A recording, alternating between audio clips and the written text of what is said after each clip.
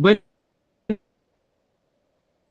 vamos a presentar el seminario de la práctica 7 titulada Extracción del metal a partir de una aleación.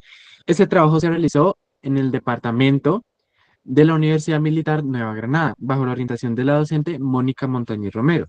De los integrantes de este seminario son Sarik Ceballos, Sandra Liliana y quien les habla, Oscar Felipe Blanco. Estos son los ítems que se van a presentar en el seminario, entonces vamos a empezar ya con objetivos generales. El objetivo es demostrar la ley de conservación de masa mediante el estudio de reacciones químicas, comprobando cómo el cobre se transforma y se recupera sin que la materia se crea ni se destruya.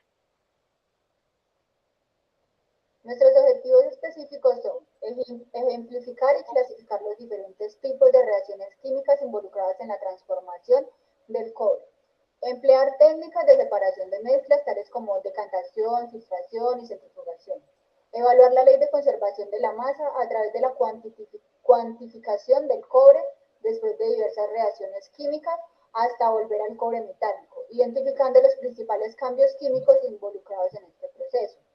Y por último, reconocer y clasificar cada una de las reacciones propuestas.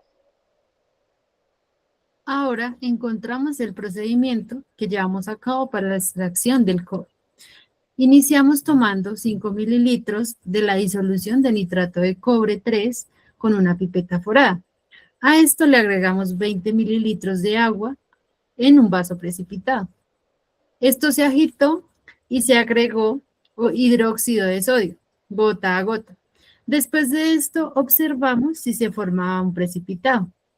Si este se formaba, seguíamos agregando hidróxido de sodio. Si no, continuábamos con el procedimiento.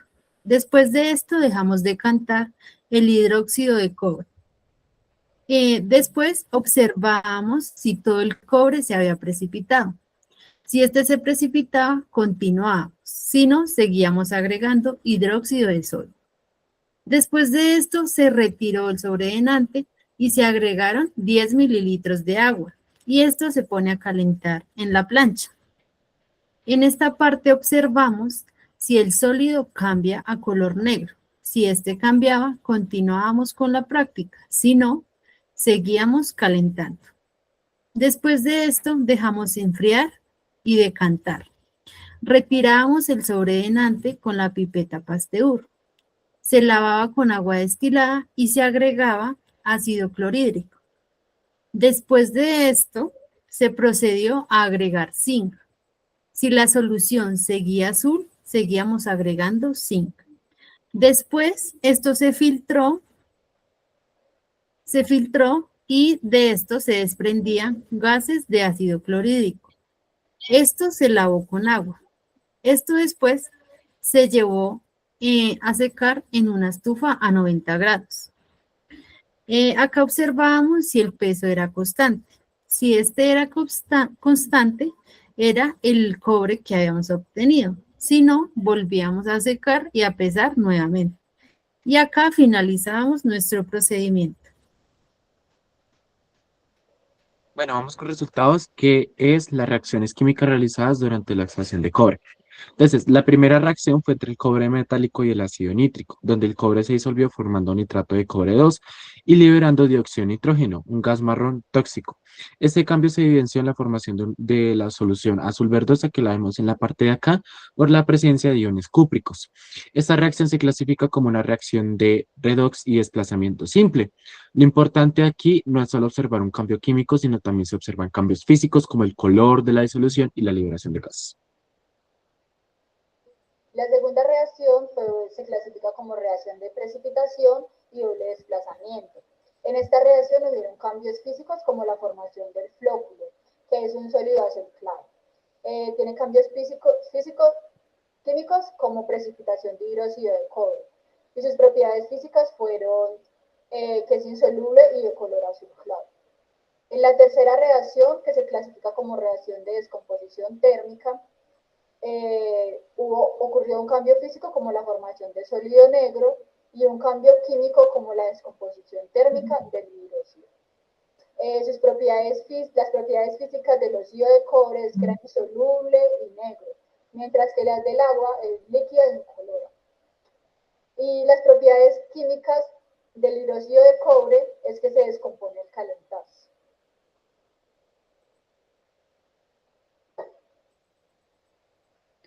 Después de esto, obtenemos la cuarta reacción, donde se clasifica como neutralización y doble desplazamiento. En esta reacción teníamos como reactivo el óxido de cobre y el ácido clorhídrico, donde obtuvimos cloruro de cobre y agua.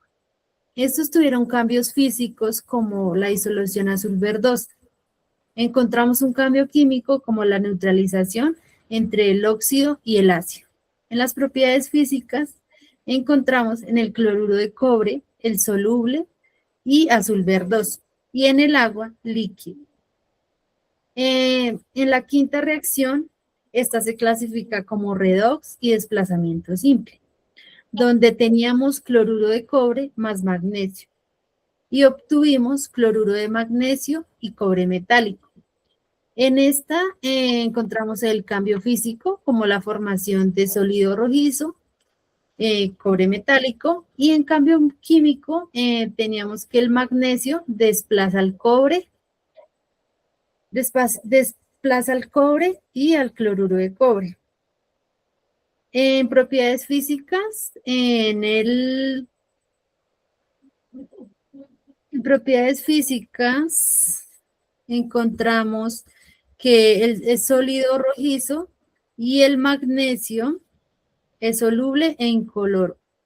En propiedades químicas, en reacción del desplazamiento redox del magnesio se oxida con el cobre metálico y se reduce. En esta parte de cálculo de la cantidad teórica del cobre, entonces de todos los cálculos se determinó una masa de 4,8145 gramos que la podemos ver en la parte de acá de cobre a partir de una moneda de 5,2332 gramos disuelta en 250 mililitros para obtener una solución stock con 1,93% peso-volumen de cobre.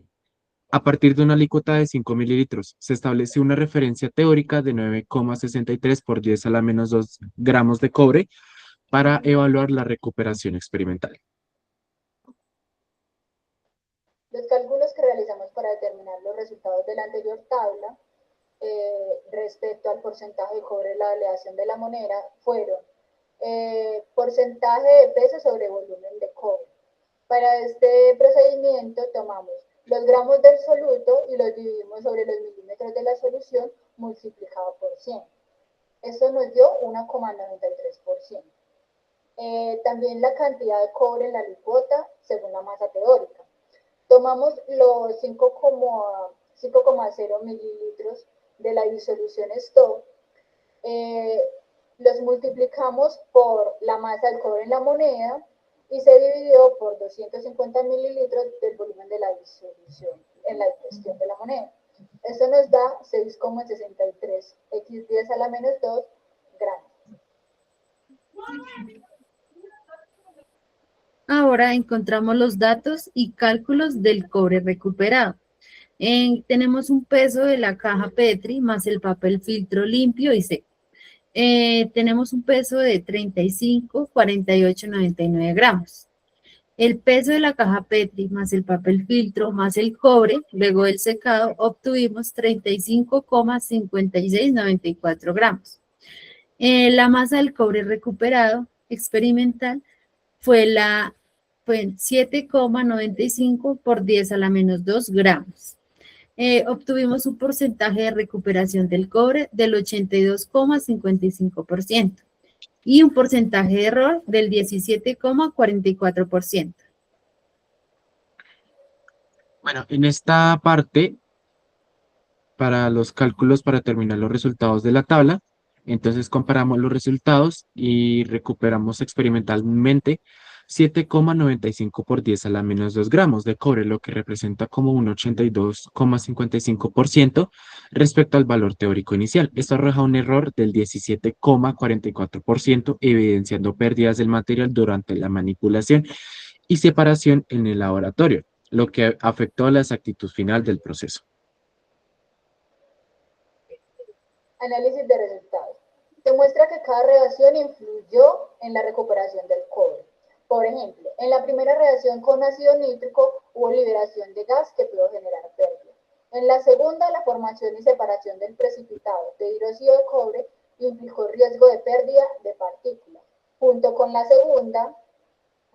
tercera, la descomposición térmica produjo óxido de cobre negro, un sólido ligero y difícil de separar. En estas dos debíamos separar el sobrenadante con una pipeta Pasteur. Entonces, habían partículas que se extraían junto con el líquido. Por más que se intentara realizar con cuidado, pues era difícil y dependía del tiempo. Entonces, creemos que en esta parte fue donde más se extrajo. En la cuarta reacción, con el ácido clorhídrico, se exigió precisión de la manipulación, y en la quinta, el desplazamiento con magnesio dependió de la observación subjetiva del cambio de color. Esta fue una observación cualitativa, no cuantitativa, donde debíamos ver si al agregar magnesio el líquido ya era incoloro o seguía siendo azul. Todas estas dificultades explican el porcentaje de recuperación del 82,55% y el error del 17,44%. Aún así, pues se comprueba que la ley de conservación de masas es verídica, ya que el cobre se transformó en distintos compuestos en cada una de las reacciones, demostrando que la materia no se crea ni se destruye, solo cambia de forma.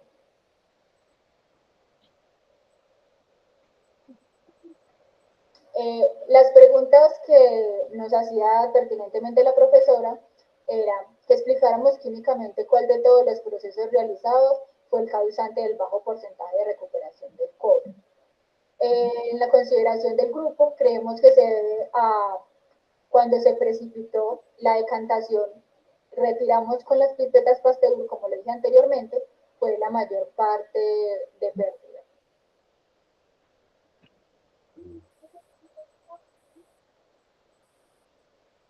Bueno, la otra pregunta, ¿qué sugerencias daríamos para asegurar que el cobre y el porcentaje de recuperación fuera mayor al 95%?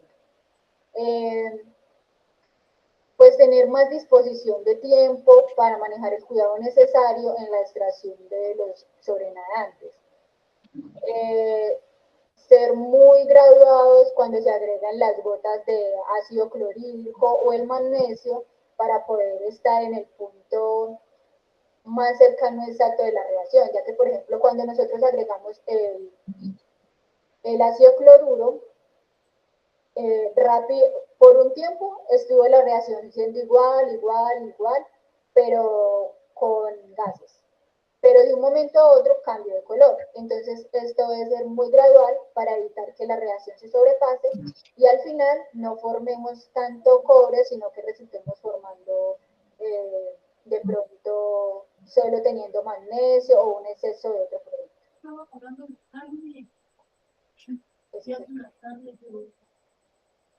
Listo.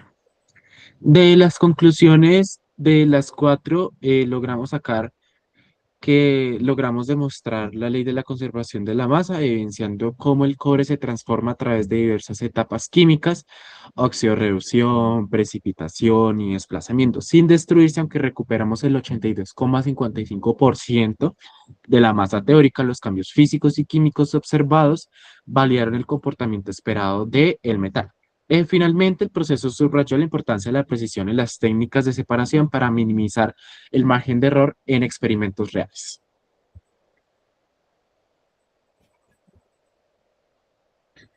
Aplicaciones. En la práctica realizada, las aplicaciones en diferentes campos profesionales tenemos como en la metalurgia, que permite comprender y cómo recuperar metales a partir de aleaciones mediante procesos químicos controlados.